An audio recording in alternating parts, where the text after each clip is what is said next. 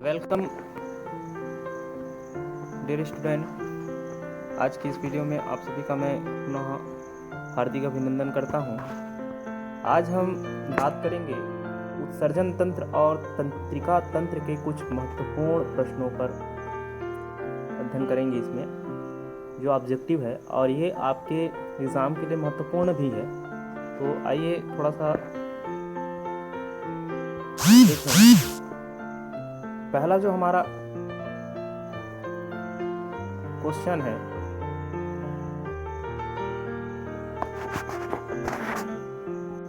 वो है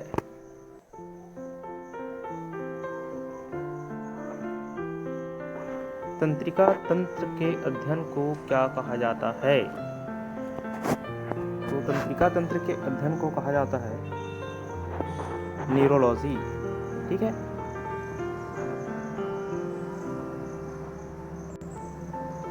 अगला देखते हैं, मानव शरीर में सभी अंगों के कार्य का नियंत्रण संचालन का समन्वय कौन करता है।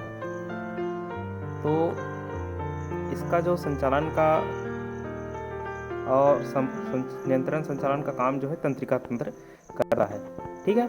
अगला क्वेश्चन है मित्रों, तंत्रिका तंत्र की संरचनात्मक एवं कार्यात्मक इकाई को क्या कहते हैं। तो इसको कहा जाता है न्यूरॉन। ठीक है। अगला जो क्वेश्चन है, जन्म के बाद मानव के किस ऊतक में कोई कोशिका विभाजन नहीं होता। तो कोई कोशिका विभाजन नहीं होता वो है तंत्रिका न्यूरॉन। जब जन्म लेते हैं उसके बाद जो है इनका जो कोशिका विभाजन नहीं होता है। ठीक है। अगला जो हमारा प्रश्न है, मानव शरीर की सबसे लंबी कोशिका कौन सी है। तो मानव शरीर की जो सबसे लंबी कोशिका है वह होती है तंत्रिका कोशिका। ठीक है। आगे चलते हैं। तो अगला जो हमारा क्वेश्चन है वो है EEG इलेक्ट्रोएन्सेफेलोग्राफ का प्रयोग किस गतिविधि दर्ज करने के लिए किया जाता है। तो EEG जो होता है वो हृदय की जो गतिविधि है उनका गतिविधि को दर्ज करने के लिए इसका प्रयोग किया जाता है। ठीक है। अगला जो क्वेश्चन है, दो तंत्रिका कोशिकाओं के मिलने के स्थान को क्या कहा जाता है। तो इसको कहा जाता है बी सिनेप्स। ठीक है। अगला देखें, मनुष्य में मरु तंत्रिकाओं की संख्या होती है। तो मरु तंत्रिकाओं की जो संख्या होती है वो होती है, आंसर इसका ए होगा 12 जोड़ी। ठीक है। 12 जोड़ी, क्षमा करेंगे, इसमें 31 जोड़ी। ठीक, इसका होगा 31 जोड़ी। ठीक है। अगला हमारा जो आंसर है क्वेश्चन है, मानव मस्तिष्क में कितनी जोड़ी कपाली तंत्रिकाएं पाई जाती है। तो कपाली तंत्रिकाएं की जो संख्या होती है वो होता है 12 जोड़ी। ठीक है।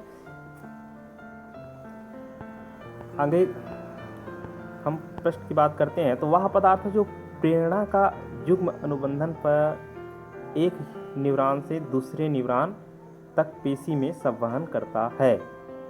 ठीक है। तो एक न्यूरॉन से दूसरे न्यूरॉन तक वो जो पेशी में संवहन करने का काम होता है वह पदार्थ होता है एसिटिल कोलिन, अर्थात आंसर इसका ए होगा। ठीक है। अगला क्वेश्चन पर चलते हैं। तो आप सभी जानते हैं मूत्र का पीला जो रंग किसकी मौजूदगी का कारण होता है। तो ये होता है यूरोक्रोम नाम का एक पदार्थ होता है जो हमारे जो मूत्र है उसको पीला कर देता है। ठीक है। अगला इसमें देखें तो सर्वाधिक, ठीक है, विषैला पदार्थ जो सर्जी पदार्थ कौन सा होता है। तो ये होता है मित्रों अमोनिया। ठीक है। बहुत ज़्यादा विषैला होता है और ये सबसे ज़्यादा उत्सर्जित होने वाले पदार्थ में से एक है। ठीक है। अगला देखते हैं आंसर, प्रश्न पर जाते हैं। तो अगला प्रश्न है हमारा, कार्बन डाइऑक्साइड जैसी उत्सर्जी पदार्थों को शरीर के कौन से अंग से बाहर निकाला जाता है। तो कार्बन डाइऑक्साइड जैसे जो उत्सर्जी पदार्थ होते हैं उनको शरीर से बाहर जाता है वो होता है फेफड़े। आप सभी जानते हैं इसके बारे में। आंसर इसका बी, फेफड़े। ठीक है, श्वसन क्रिया का जो कार्य है वो फेफड़े के द्वारा होता है, बहिर्गमन और अंतर ग्रहण। ठीक है, अगला जो देखते हैं प्रश्न है, मनुष्य के मूत्र के द्वारा कौन से विटामिन शरीर से बाहर निकलते हैं? तो प्रिय विद्यार्थियों, ये इसका जो आंसर है वो होगा बी और सी होगा। दोनों में बी और सी में विटामिन बी और सी दिया हुआ है, और सी में भी विटामिन बी और सी दिया हुआ है, तो ये दोनों इसके आंसर होंगे। ठीक है, बी और सी। अगला प्रश्न पर चलते हैं, शरीर के किस अंग के कार्य ना करने पर डायलिसिस का उपयोग किया जाता है? तो हमारे शरीर का जो वृक्क होता है उसका यदि कार्य करना बंद कर देता है तो डायलिसिस सिस्टम का उपयोग किया जाता है ना। इनको अपोहन विधि के नाम से भी जानते हैं। ठीक, तो ये वृक्क। अगला जो हमारा प्रश्न है, वृक्क का भार लगभग कितना होता है? तो वृक्क का जो भार होता है इसका आंसर है सी, लगभग 150 ग्राम होता है। ठीक है, अगला देखें क्वेश्चन, अगले क्वेश्चन पर चलते हैं। तो हेनले का लूप किस में पाया जाता है? तो डियर स्टूडेंट, हेनले का जो लूप होता है ये वृक्क में पाया जाता है। जब वृक्क का जो नेफ्रॉन की संरचना जब बनाते हैं तो उसमें हेनले का लूप हमको मिलता है। ठीक है, आंसर इसका यूरिक अम्ल दिया है, जो ये गलत है। ये जो है वृक्क आएगा, तो इसको ध्यान में रखेंगे। ठीक है, तो ये यूरिक अम्ल नहीं है। ठीक, अगला क्वेश्चन पे चलते हैं। तो अगला क्वेश्चन है हमारा, किस उत्सर्जन के लिए सबसे कम जल की आवश्यकता होती है? तो इसका जो आंसर होगा वो है यूरिक अम्ल। जब यूरिक अम्ल का उत्सर्जन की जाती है तो इसके उत्सर्जन के लिए, यूरिक अम्ल के लिए बहुत कम मात्रा में जल की आवश्यकता पड़ती है। इसका आंसर जो वृक्क दिया है मित्रों, तो ये वृक्क जो है नहीं है, ये गलत है। ठीक है, तो इसमें आएगा यूरिक अम्ल, तो आप इसका ध्यान रखेंगे। अगला जो क्वेश्चन है, हेनले का लूप का कार्य संबंधित है। तो हमने पूर्व में ही इसका पढ़े हैं। हेनले का जो लूप है वो का कार्य जो संबंधित है वो है उत्सर्जन तंत्र से, वृक्क से। ठीक है,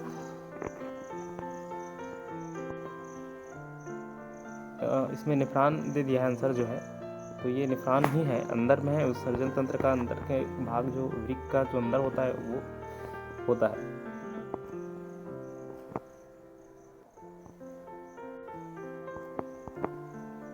ठीक है, अगला जो क्वेश्चन है, गुर्दे की कार्यात्मक इकाई क्या है? तो गुर्दे का जो कार्यात्मक होता है, जो विक्र है, किडनी है, तो वो होता है न्यूरॉन। ठीक है, इसमें कैडियम दे दिया है, तो ये गलत है, कैडियम नहीं है।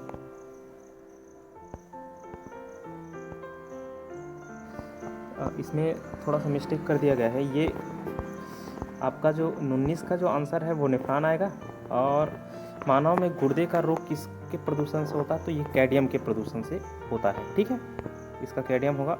और उत्सर्जन तंत्र जो है ना, ये भी मिस्टेक हो गया है इस कारण से, तो इसका ध्यान रखेंगे। इसका जो आंसर है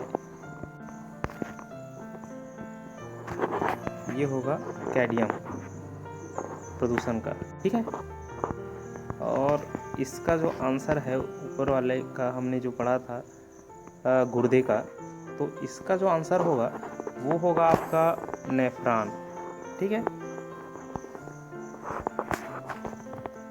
सॉरी नेफ्रॉन नहीं होगा, न्यूरॉन होगा। ठीक है, अगला जो क्वेश्चन है, हम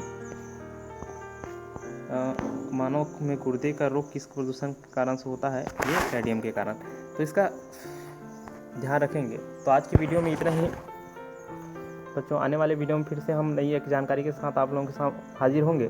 तब तक के लिए धन्यवाद, नमस्कार।